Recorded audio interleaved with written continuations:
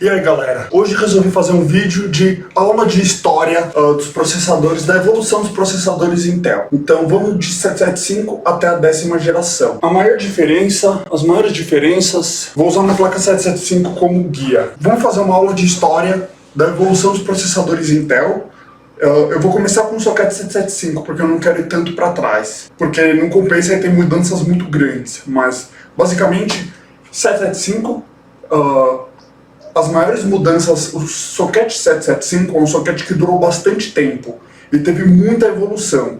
A maior evolução no socket 775 foi nos processadores, que foram evoluindo até chegar nos Wolfdales, que são processadores, os mais recentes são os Core 2 Duo E8000 e a série de Core 2 Quad Q9000, que tem o que eu consideraria um IPC moderno. Se você pegar processadores mais velhos e, por exemplo, comparar com os Phenom da época, você vai ver que se os dois estiverem rodando a tipo 4 GHz, os Wolfdale conseguem tipo 30-40% mais desempenho na mesma frequência, porque o IPC melhorou demais nessa época. E aí, então essa foi a maior evolução durante o socket 775. Aí a evolução depois do socket 775 foi para o socket 1156 e 1366. Então o que aconteceu primeiro foi quando a Intel lançou o 1366. O que eles fizeram foi, aqui, vocês conseguem ver que no meio da placa tem um dissipador. Debaixo desse dissipador tem um chip. E o que esse chip contém é a controladora de PCIe da placa e a controladora de memória da placa. Então em 775 as memórias estão conectadas aqui, que conversa com o processador. Em 1156, 1366, eles tiraram o controlador de memória e colocaram no processador. Então as memórias conversam com o processador e em 1366 continua tendo uma ponte norte, só que a ponte norte só controla os PCIe. Depois eles lançaram o LGA 1156. A LGA 1156 já tem uma controladora de PCIe e controladora de memória integradas no processador. Então essa é a primeira plataforma moderna que é muito mais parecida com os Intel atuais. Deixa eu abrir meu documento aqui. Então esse é o que caracteriza a Intel primeira geração. Aí vamos para a segunda geração. Na segunda geração você tem uma placa que é basicamente idêntica, só que o processador é capaz de instrução AVX. Então, essa é a maior mudança. Eles também adicionaram uma extensão de SSE quando foram de 775 para 1156. Então, 1156 tem o SSE completo. LGA 1155, segunda geração, tem o SSE completo e tem as instruções AVX, Advanced Vector Execution. E esse é 1155 Sandy Bridge. Terceira geração também é socket 1155, e a única diferença é que terceira geração é segunda geração, só que o controlador de memória é melhor. Segunda geração geralmente não consegue passar de DDR3 2400. A terceira geração já consegue fazer DDR3 3000, por exemplo. A quarta geração, eles tiveram um shrink no processo de fabricação, então tiveram também de Sandy para Ivy. Então Ivy tem IPC um pouquinho melhor do que Sandy Bridge. E depois Haswell, quarta geração, LGA 1150, teve uma diminuição menor ainda no processo de fabricação. Então Haswell sobe melhor no overclock do que Ivy. Haswell tem um IMC melhor do que Ivy e tem um IPC melhor também. Quando eles diminuem o tamanho, geralmente sobe o IPC um pouco. Então, teve uma mudança de IPC absolutamente gargantua durante o socket 775. Depois teve um pouquinho mais quando foi de 775 para 1156.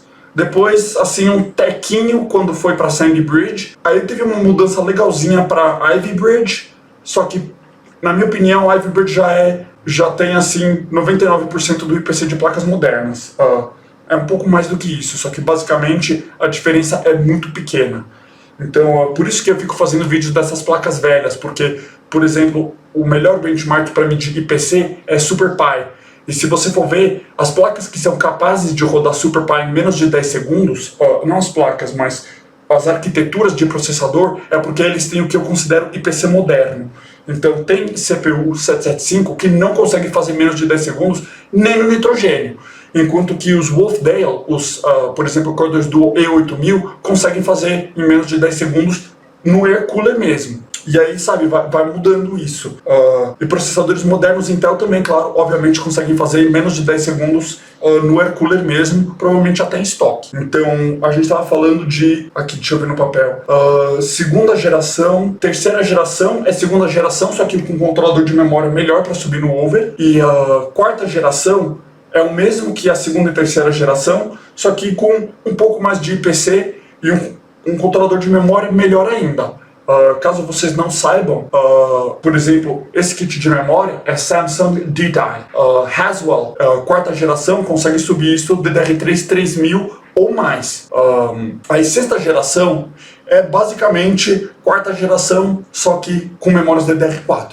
Então, ao meu ponto de vista, não teve grande mudança. O IPC de novo melhora um pouco, mas grande bosta. Sétima geração, mesma história. Desculpa, na terceira geração eles ainda usavam CPU soldada. Na quarta geração eles mudaram para aquela TIM, que eles chamam, TIM, Thermal Interface Material, que é um lixo. Então, a partir da quarta geração que o pessoal começou a fazer delete. Então, quarta geração tem aquele TIM de bosta, sexta também, sétima também, e aí sexta é uma quarta geração DDR4, ao meu ver, ponto de vista de overclocker. Sétima geração é basicamente a sexta geração, só que com basicamente um pouco mais de frequência, então ele consegue pegar 5 GHz com mais facilidade ainda. Os Haswell geravam mais calor, então foram basicamente mudanças na eficiência do processador. Então, quantos watts de energia ele consome para fazer uma tarefa. E quando você aumenta a eficiência, gera menos calor, então você consegue subir mais os clocks. Então, essa é a maior mudança, ao meu ver, da sétima para a quarta geração. Então, parece até que tem 3 gerações aí no meio, e as mudanças, ao meu ponto de vista, não são muito grandes. Agora, oitava geração é basicamente sétima geração, só que com mais núcleo e um pouquinho mais de eficiência. Então, de novo, nona geração é sétima geração, basicamente porque eu resolvi separar, porque a sétima geração tem aquela diferença de eficiência. A sexta geração conseguia pegar 5 GHz, só que tinha que forçar a barra um pouco. Agora o 7700K já pegava 5 GHz com uma facilidade relativa.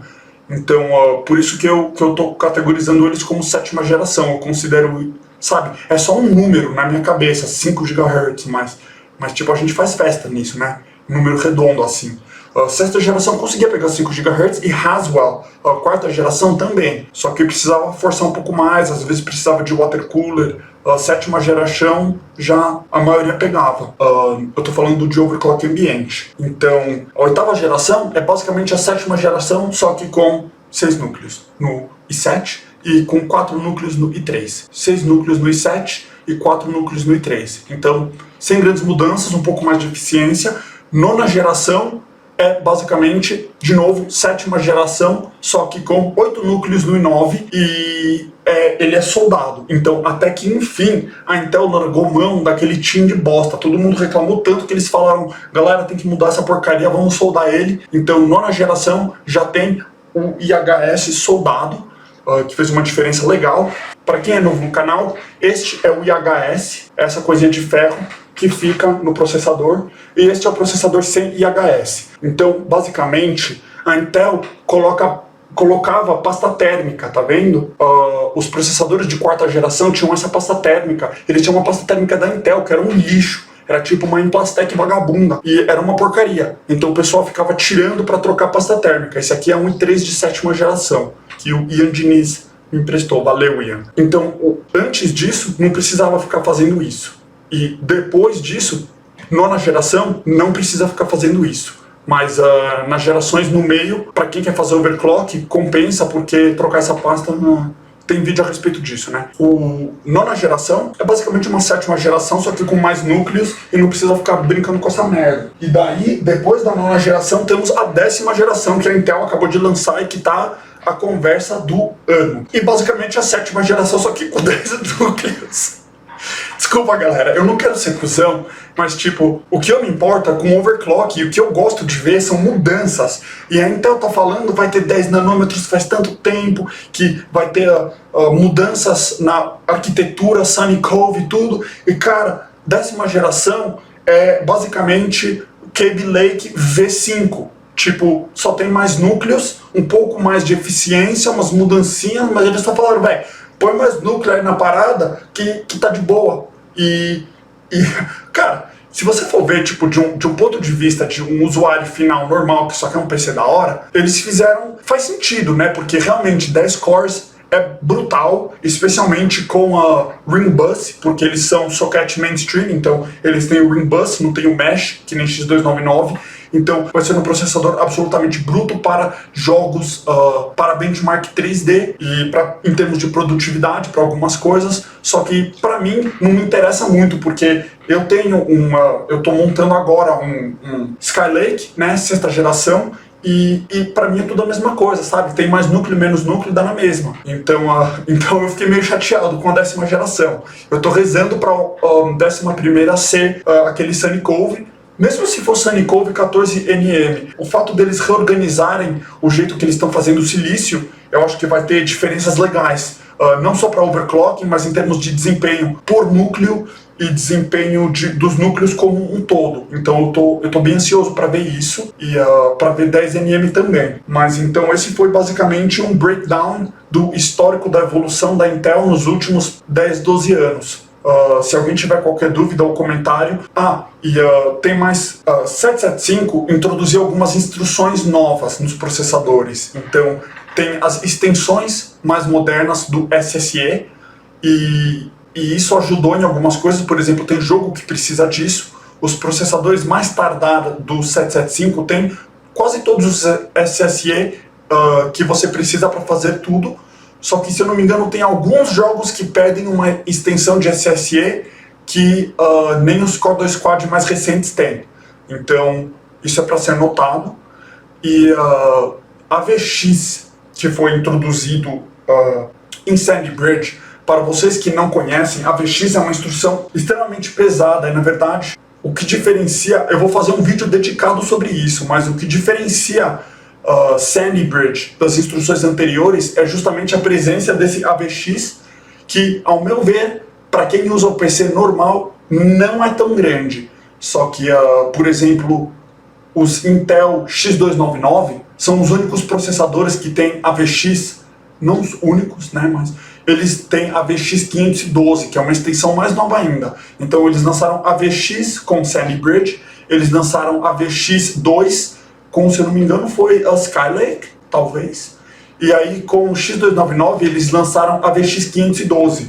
E aí eu gostaria de ver isso nas plataformas mainstream também, eu gostaria de ver isso implementado com mais frequência. Mas eu vou fazer um vídeo dedicado disso, onde eu vou falar sobre o AVX em mais detalhe. Eu não sei porque eu fico usando essa placa-mãe, mas sei lá, é tipo a minha ferramenta de conversa.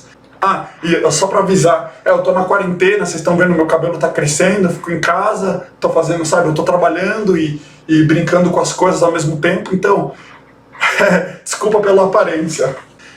Valeu, galera.